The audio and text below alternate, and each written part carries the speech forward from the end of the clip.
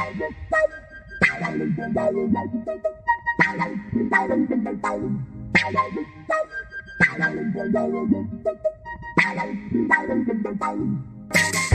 to Ecommerce, a podcast for e-commerce wearable brands navigating technical complexity and change, brought to you by Command C.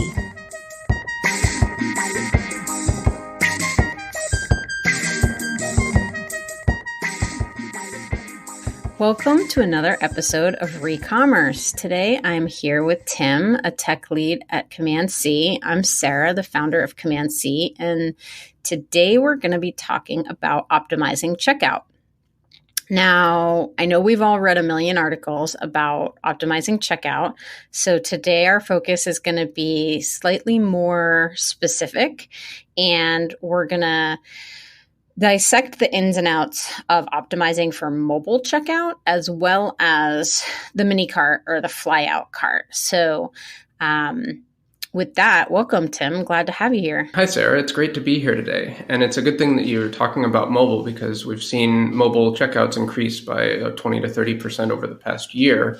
So it's very important that e-commerce retailers begin focusing even more of their attention on mobile checkout.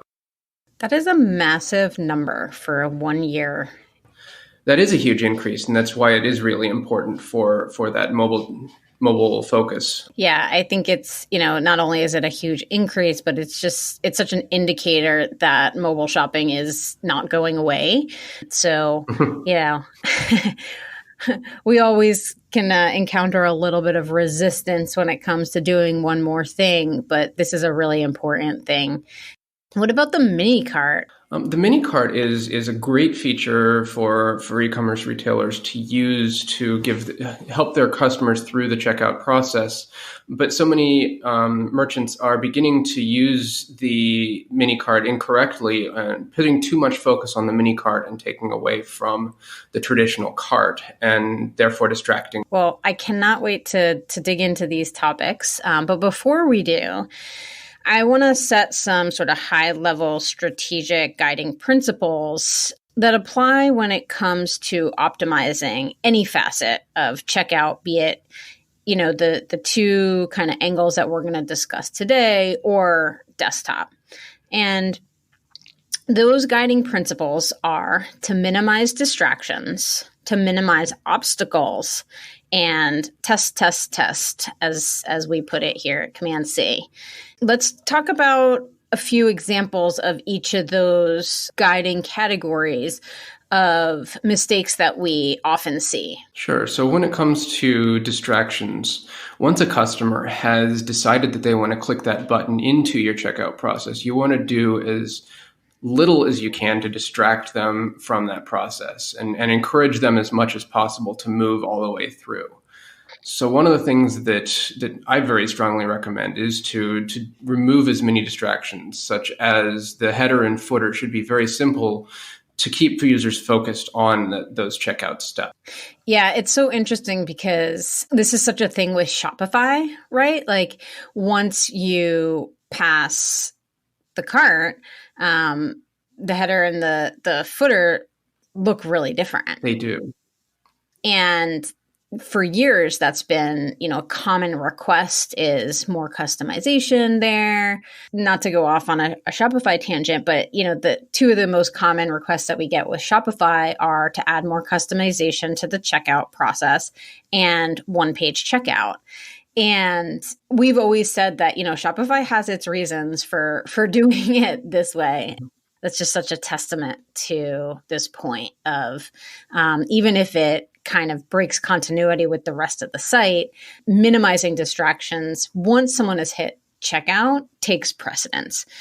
The other thing I think is sort of important to clarify, just as we kind of embark on this discussion, is the difference between cart and checkout, because I feel like a lot of merchants often lump the cart in with the checkout experience. And maybe that's a blurry line, but I think some different rules apply to the cart experience itself than once a user hits checkout.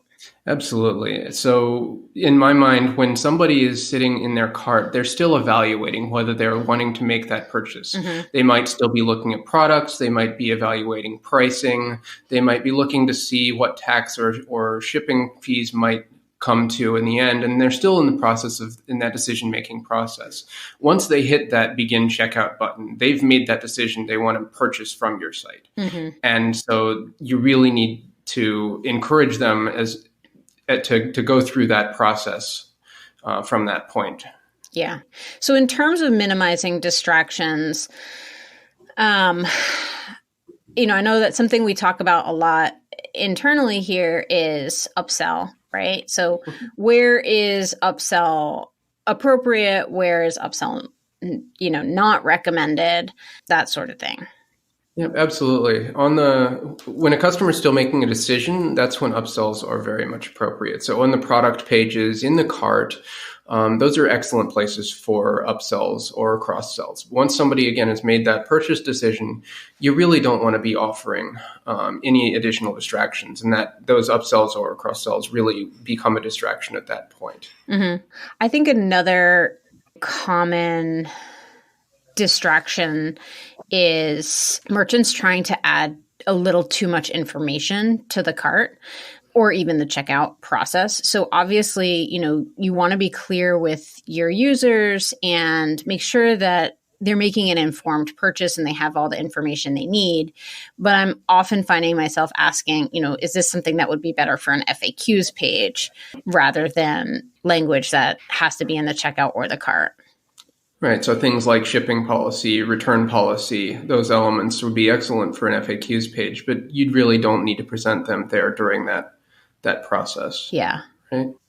So in terms of minimizing obstacles, which we see as different from minimizing distractions, what are some common obstacles that you see being implemented in the checkout or cart experience?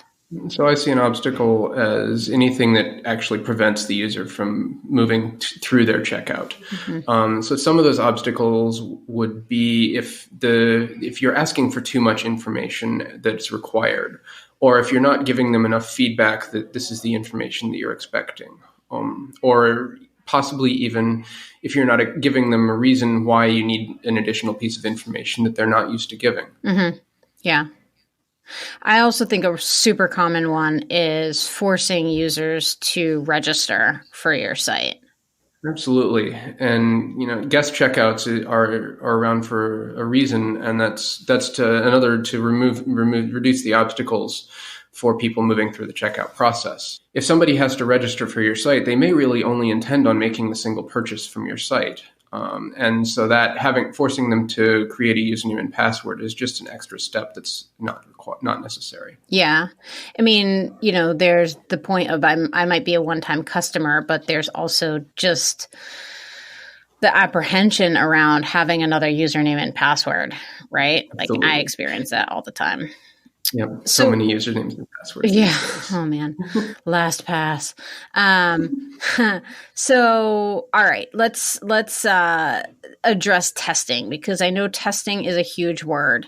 So when we say, testing is a guiding principle, I want to break down for our listeners specifically what we mean by testing in this context.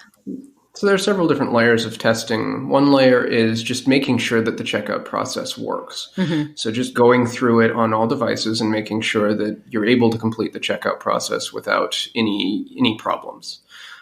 Another element of testing is making sure that any non-standard changes that you've put in make sense to your users. And so just having somebody look at it and tell you, yeah, that does make sense. Mm-hmm. Somebody other than yourself, right? Other than yourself. Yes, absolutely. And then the third method would be, once you've implemented these changes, you want to make sure that they're having a positive impact on conversions. Mm-hmm. Certainly, every e-commerce store is different. Every business is different. And so some of the recommendations that make sense for many stores may not make sense for another. So just validating any of those changes with actual metrics after implementation. Mm-hmm. Yeah. And I think important thing to consider is like the timeline for collecting those metrics, which is always somewhat contextual, right? Like, so, if you implement a change, then, just kind of gathering the metrics the next week may not give you enough data to kind of confirm whether or not it's been an effective change. But then again, I think it depends on, I know it depends on the type of change that you're implementing and how much traffic you have. So the more traffic you have, oftentimes the shorter kind of time span required for evaluating the impact of a change that you're going to make. That's why testing can be so challenging with lower traffic sites, because it takes a really long time to accumulate meaningful data. Absolutely. And it's also important to ensure that you aren't confounding your testing with, say, a promotion that's going on, right, or a specific time of year that sales may be increased or non-typical. Right. And then depending on the kind of merchant you are, again, testing goes as far as, things like usability testing or A/B testing if you have enough traffic, heat map testing, those sorts of things. So, our point really with testing is like, do it, determine what forms make sense for your business, but at a minimum, ensure that, someone other than the person who is closest to the site or the people who are closest to the site, in other words, people who have an objective experience of the site, are taking the time to browse not only for functionality, seamlessness, but also just kind of like contextually, like, does it all make sense? Yep, absolutely.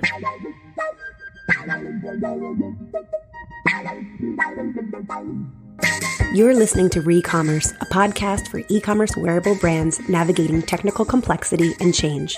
Brought to you by Command C, a development team that saves e-commerce retailers from outdated tech and ineffective operations, with a strong focus on Magento and Shopify Plus. You can learn more about how we help at commandc.com.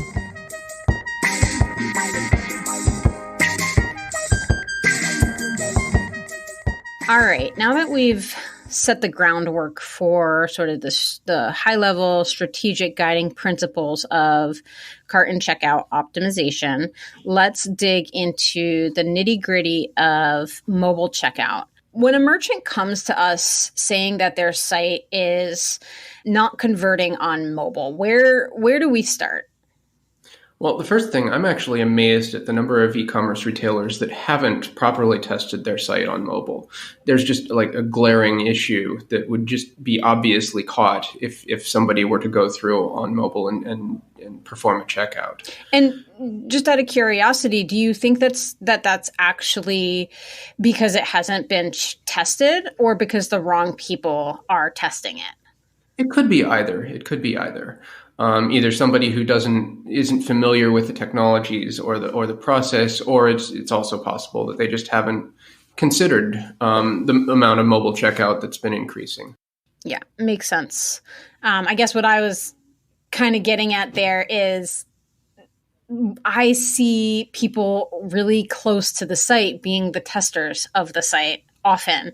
And not to kind of harp on something that we were already talking about last segment, but it's a really important principle. Like, being on the inside of a business, you just can't separate yourself and your perspective from the experience of someone who is not on the inside of the business. So I think that's just a really important point to drive home, is making sure that you have the right kinds of folks testing your site. Yeah. One of my favorite testing techniques is called hallway usability testing. And that's just going down the hall and asking 3 people that are completely unrelated to the site to just take a look at it and walk through it and see how it works. Time and time again, that approach is more fruitful than, more complex approaches like A/B testing, right? Like, that is just such a tried and true way to test something. So another thing we often see, particularly when it comes to mobile, is that there isn't actually a mobile optimized checkout.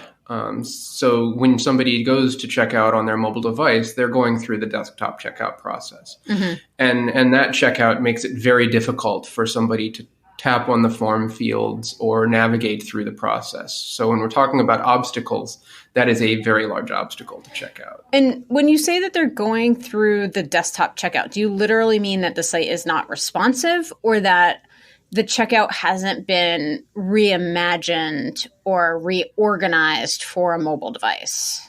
Both, actually, because if it's not responsive, then that is a huge issue, right? But there's also different elements that you can use to make the mobile checkout work better on mobile devices. There are a lot of features of mobile devices that you can use that don't exist on desktop or are just beginning to exist on desktop. Like what?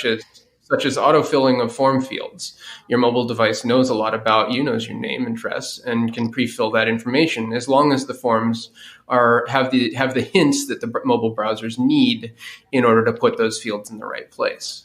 And merchants have to be intentional about that. It's not, well, I guess developers have to be intentional about that. But merchants need to be armed with that awareness when they're working with their development team to ensure that those tools, I'll call them, are being put into place. Absolutely. A good example of that is, say, an email address field. It looks exactly like a text field. It looks exactly like a name field. But when you're entering an email address, you need a special set of characters. You need the @ sign, you need the period. You need those characters readily available for you. And so making sure that the mobile device presents the correct keyboard to the user is important. Mm-hmm.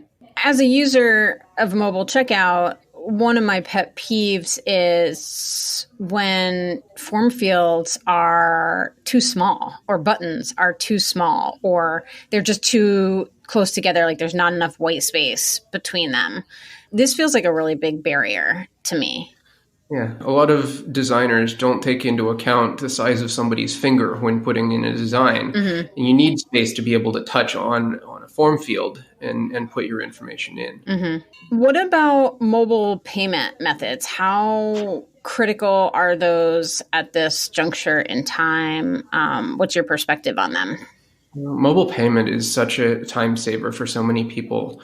Oftentimes when you're using your mobile device, you don't have your credit card readily available. You don't have your information there in front of you. Or you just don't want to take it out in like the middle of the subway, for example, right? Exactly. So enabling mobile checkout really can streamline that process. So some retailers have even seen their mobile checkout conversions increase by 200% or more by just enabling mobile payment methods. Wow.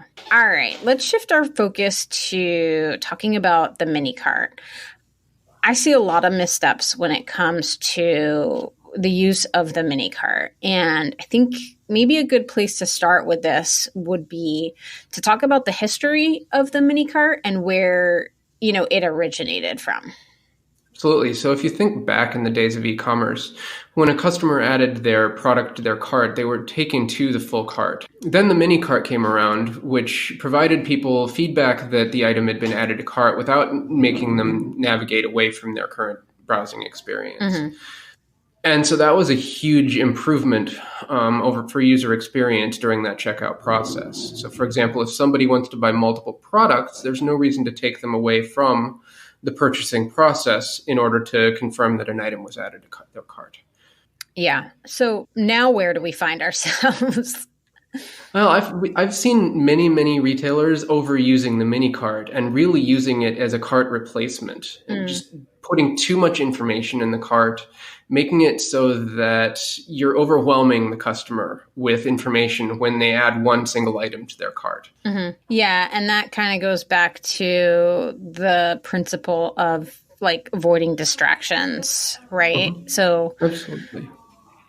I think the most important takeaway there is just remembering what the goal of the mini cart is. And that is twofold, right? It's to give feedback that this item has been added to your cart and provide the information associated with not only that item, but perhaps other items that you may have in your cart. Like I know I always really like to check my mini cart and just see what my total is of all the products that I'm looking to purchase.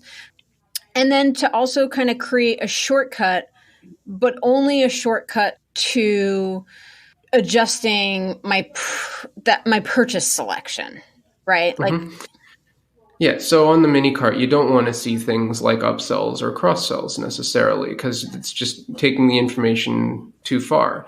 You see the item that you just added to your cart, and guiding you either forward to checking out or over to browsing additional items, not necessarily hijacking your thought process, sending you a different direction on the site. Mm-hmm.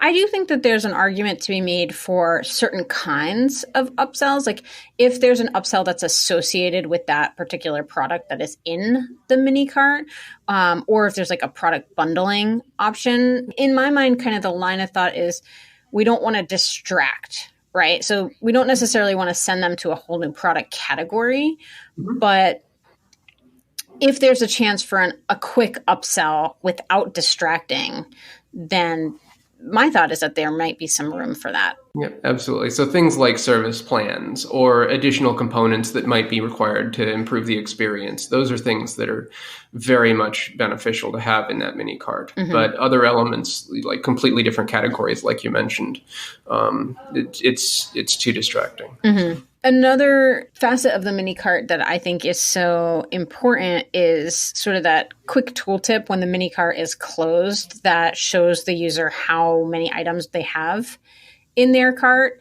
I've been on sites that don't have that, and I feel very abandoned. I feel like, hey, I just added this thing to my cart and now it's not there. Like that's how I interpret not seeing that little number tooltip. Yep, and that's especially overlooked on mobile. Mm-hmm. On desktop, when you have more real estate, it's very easy to put cart parentheses and the number.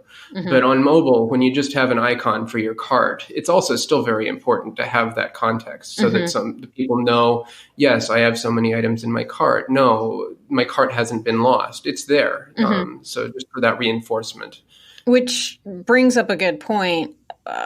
What about mini cart on mobile?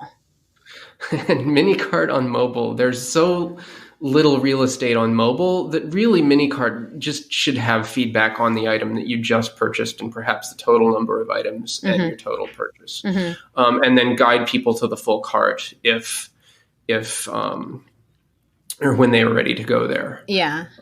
I think user experience on with the mini cart on mobile is so key also. Like, and true, what I've seen to be more effective is like a mini cart that opens on mobile specifically, opens and takes over the full screen, but there's like a very clear close button, or there's some level of transparency so you're not losing the context of where you actually are on the site. I think it's important to remember that when you have a mini cart that takes over the full screen on desktop, that typically you're kind of losing the point of the mini cart, which is to maintain kind of the context of where the user is. But you're constantly having to weigh pros and cons with mobile, and a true like mini cart, like it can just be too small unless you're actually kind of using the width of the device you're on. In a way, if you're presenting the entire cart, you're kind of taking a step back in the days of e-commerce to where we were before, pushing people all the way to the full cart when they add an item. Right. Mm-hmm. All right. Well, this was fruitful. It's great chatting with you today, Tim. Thanks so much. It's been great. Thank you.